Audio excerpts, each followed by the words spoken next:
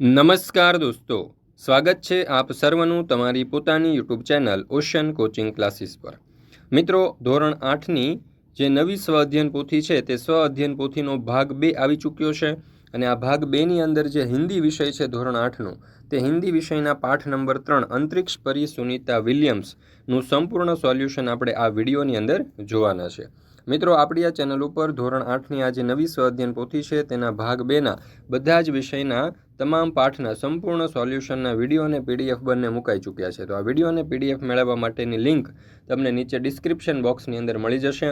જરૂરથી તેનો અભ્યાસ કરી લેજો। સાથે સાથે આપણા વોટ્સઅપ ગ્રુપમાં પણ જરૂરથી જોડાઈ જજો, જેથી કરીને આવનારા તમામ વિડીયો અને પીડીએફની લિંક તમને વોટ્સઅપ પર પ્રાપ્ત થતી રહે। ચાલો તો આપણે શરૂ કરીએ પાઠ નંબર 3 અંતરિક્ષ પરી સુનીતા વિલિયમ્સ। સર્વપ્રથમ તમે જોશો તો અહીં આપણને સારાંશ આપવામાં આવેલો છે। ત્યાર પછી છે प्रश्न नंबर 1 प्रश्नों के उत्तर संक्षिप्त में लिखिए। पहलो सवाल, सुनीता अंतरिक्ष यात्री ही क्यों बनी? तो जवाब आवश्य, सुनीता जब 6 साल की थी तब उन्होंने नील आर्मस्ट्रॉन्ग को चांद की धरती पर उतरते देखा था। तब से मन में निश्चय कर लिया था, इसलिए सुनीता अंतरिक्ष यात्री ही बनी। बीजो सवाल, सुनीता विलियम्स अन्य लड़कियों से अलग है, विधान समझाइए। सुनीता विलियम्स परंपराओं की बेड़ी को तोड़कर अपने अस्तित्व को साकार रूप देने की क्षमता रखती थी, इसीलिए सुनीता विलियम्स अन्य लड़कियों से अलग है। तीजो सवाल, सुनीता विलियम्स के प्रेरणा स्रोत कौन रहे हैं, कैसे? तो सुनीता विलियम्स की प्रेरणा स्रोत कल्पना चावला रही, क्योंकि कल्पना चावला भारत की प्रथम महिला अंतरिक्ष यात्री थी। एक दुर्घटना में उसकी मृत्यु हुई थी, इसलिए कल्पना के स्वप्न और खुद के दिवा स्वप्न को लक्ष्य बनाकर सुनीता विलियम्स ने सफलता हासिल की। त्यार पछी चौथो सवाल, सुनीता को पूरे विश्व की बेटी क्यों कहा गया है? भले पृथ्वी भले अनेक देशों में बटी हो, लेकिन अंतरिक्ष सारे विश्व का है। आज इसीलिए अंतरिक्ष यात्री सुनीता को पूरे विश्व की बेटी कहा गया है। पांचवां सवाल, सुनीता विलियम्स की तरह आप क्या करना चाहोगे?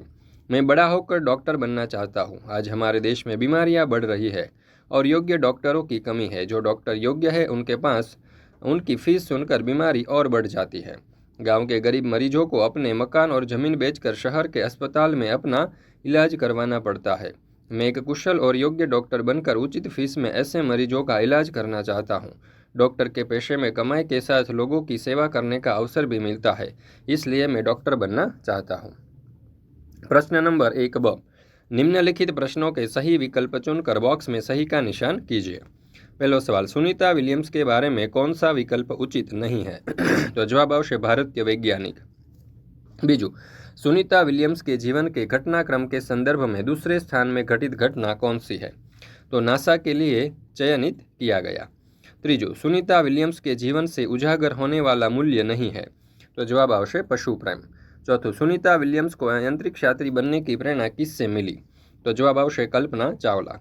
प्रश्न नंबर 1 प्रश्नों के उत्तर लिखिए। एમાં पहलो सवाल, सुनीता पंड्या के नाम से क्यों नहीं जानी जाती? सुनीता पंड्या के नाम से नहीं जानी जाती क्योंकि सुनीता ने खास मित्र और सहाध्यायी माइकल विलियम्स से शादी की और सुनीता पंड्या से सुनीता विलियम्स बनी। माइकल विलियम्स ने सुनीता की सिद्धि में साथ दिया, इसलिए सुनीता पंड्या से नहीं जानी जाती। बीजो सवाल, सुनीता ने अपने सपने कैसे साकार किए? अंतरिक्ष में जाने की सुनीता की तीव्र इच्छा थी, इसलिए पायलट बनने के बाद वे नासा जाने में सफल हुई। वहां उन्हें कड़ा प्रशिक्षण दिया गया। अंतरिक्ष कार्यक्रम तथा अंतरिक्षयान आदि के बारे में जानकारी पाने के लिए उन्हें रूस में रहना पड़ा। पूरी तैयारी के लिए वे 9 दिन पानी में भी रही। त्रीजू, अंतरिक्ष यात्रा में कौन कौन सी मुश्किलें आती है? अंतरिक्ष यात्रा में सोना मुश्किल होता है, रोज डिब्बाबंद भोजन खाना पड़ता है, शरीर का वजन कम हो जाने से भारहीनता का अनुभव होता है, शरीर का लचीलापन तेजी से खत्म होने लगता है, मांसपेशियों और हड्डियों को भी क्षति पहुंचती है। त्यार पछी चौथो सवाल, हमें किस बात का गर्व है? सुनीता भारतीय नागरिक नहीं है, परंतु उसका मूल गुजरात से जुड़ा है। उनके पिता दीपक भाई पंड्या जन्म से गुजराती है। उन्होंने अपना आधा जीवन गुजरात में बिताया था। यहाँ वे एक सफल डॉक्टर के रूप में रहे। 1960 में वे हमेशा के लिए अमेरिका चले गए। पांचवां सवाल, सुनीता विलियम्स की तरह भारतीय अंतरिक्ष यात्री कौन कौन रहे हैं? राकेश शर्मा, कल्पना चावला, रवि मल्होत्रा और पी राधाकृष्ण अन्य भारतीय थे जो अंतरिक्ष में गए थे।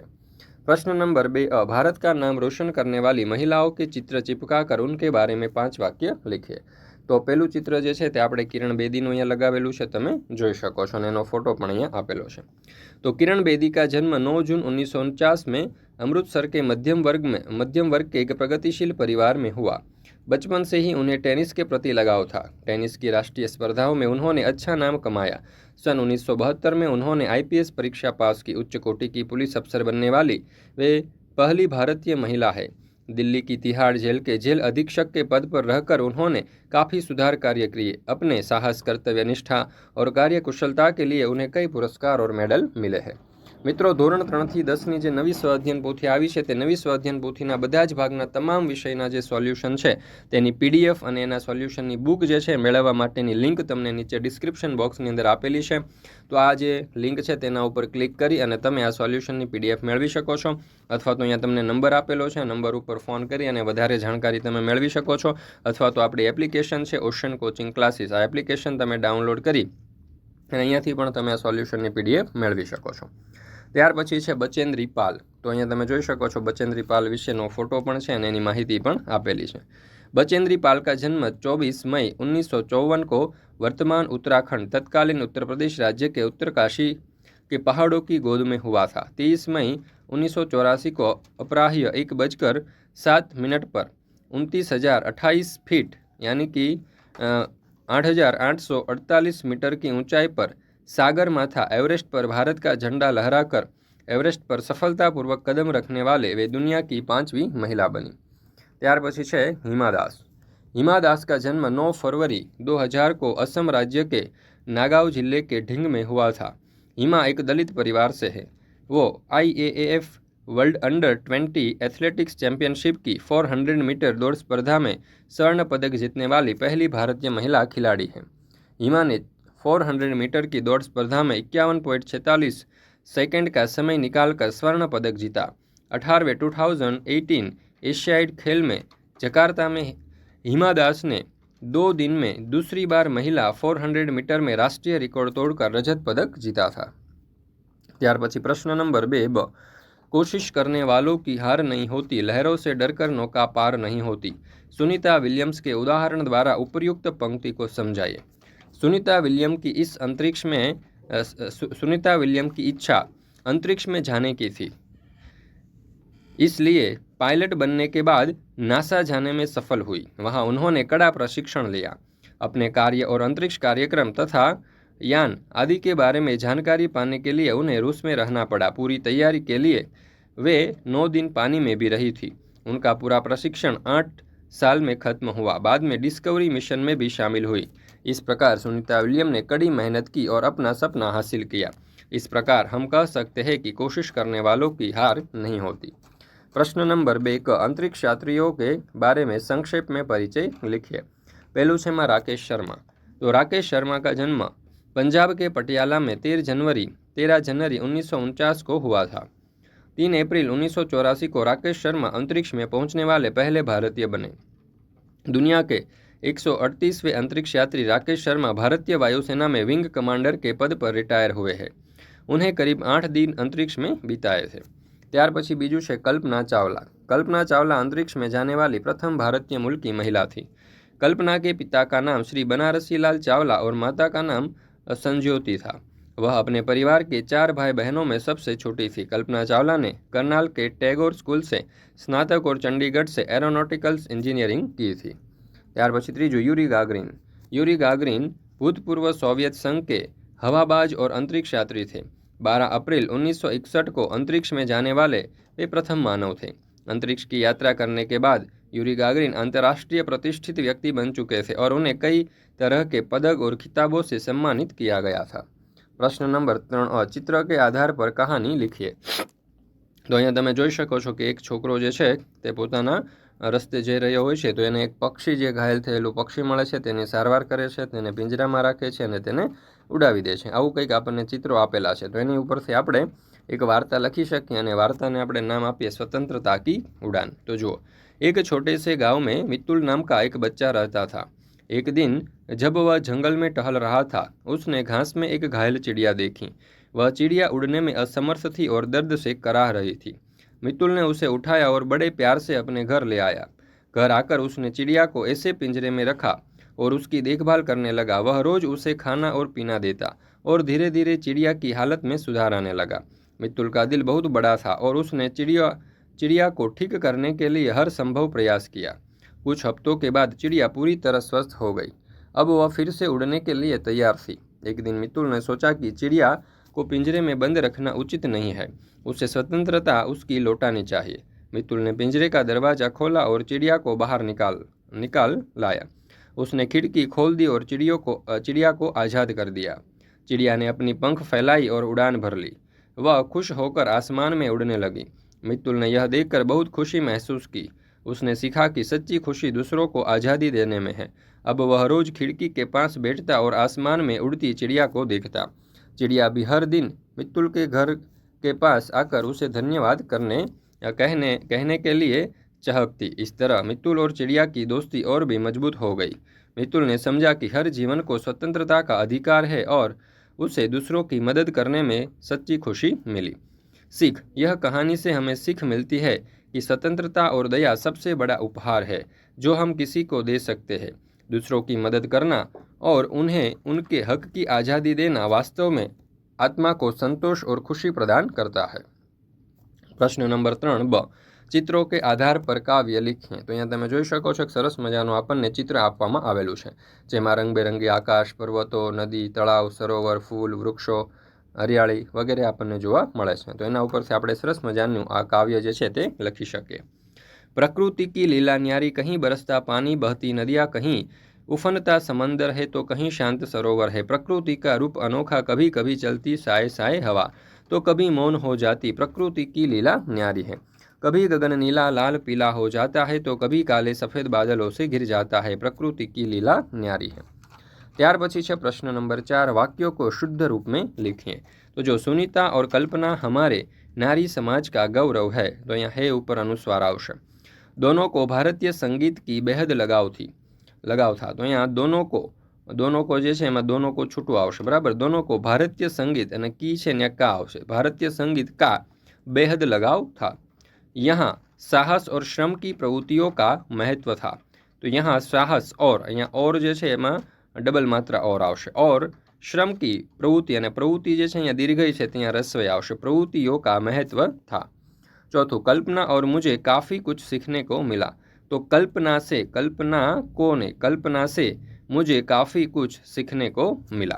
त्यार पछी पांचमुं, महिलाओं किसी क्षेत्र में पीछे नहीं है। तो यहाँ महिलाएं आवशे, महिलाओं नहीं, महिलाएं किसी क्षेत्र में पीछे नहीं है।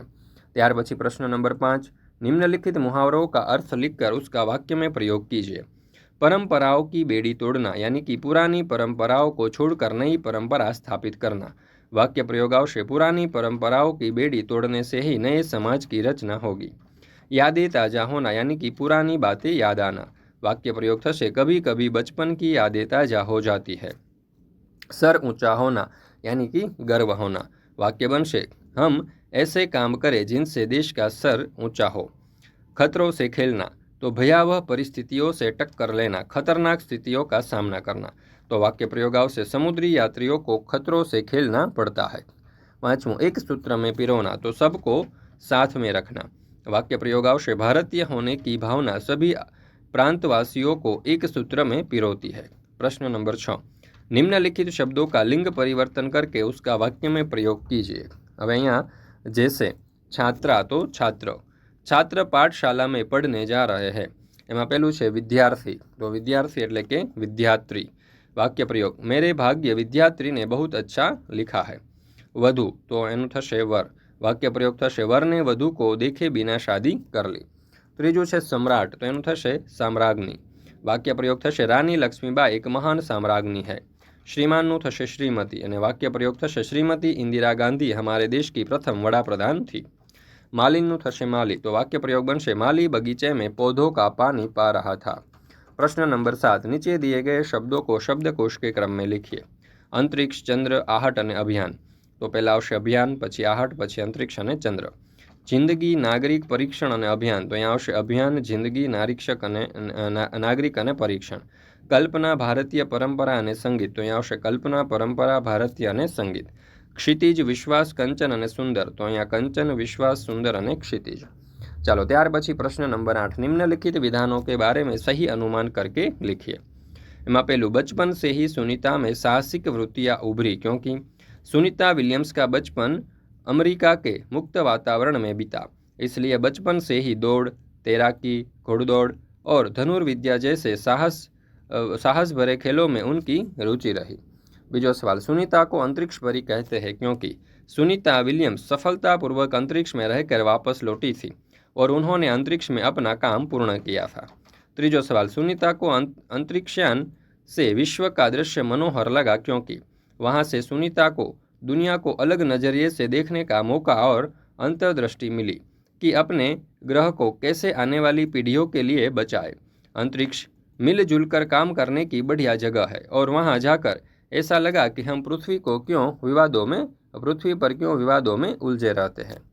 चौथो सवाल, कल्पना चावला हौसलों की बुलंदी को छूकर हमारी कल्पना बन गई क्योंकि कल्पना चावला अंतरिक्ष में जाने वाली पहली भारतीय महिला थी। कल्पना चावला ने युवा पीढ़ी की गौरवशाली परंपरा में अंतरिक्ष पर अपना अस्तित्व स्थापित कर चुकी थी, लेकिन अंतरिक्ष से वापस लौटते समय एक दुर्घटना में उसकी मृत्यु हो गई।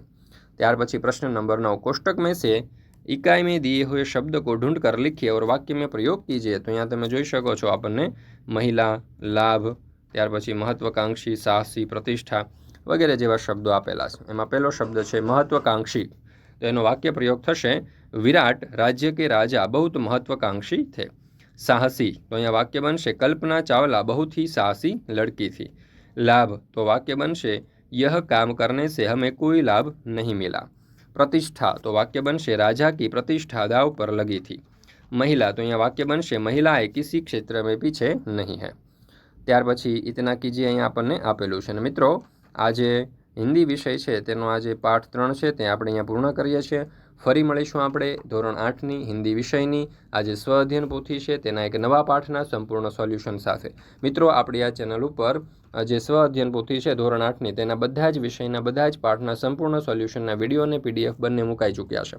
આ વિડીયો અને પીડીએફનો અભ્યાસ કરવા માટેની લિંક તમને નીચે ડિસ્ક્રિપ્શન બોક્સની અંદર મળી જશે, જરૂરથી તેનો અભ્યાસ કરી લેજો। સાથે સાથે આપણા વોટ્સઅપ ગ્રુપનો પણ જોડાઈ જજો, જેથી કરીને આવનારા તમામ વિડીયો અને પીડીએફની લિંક તમને વોટ્સઅપ પર પ્રાપ્ત થતી રહે। વિડીયો પસંદ આવ્યો હોય તો લાઇક કરવાનું, તમારા મિત્રો સાથે શેર કરવાનું અને સરસ મજાની કોમેન્ટ આપવાનું ભૂલશો નહીં।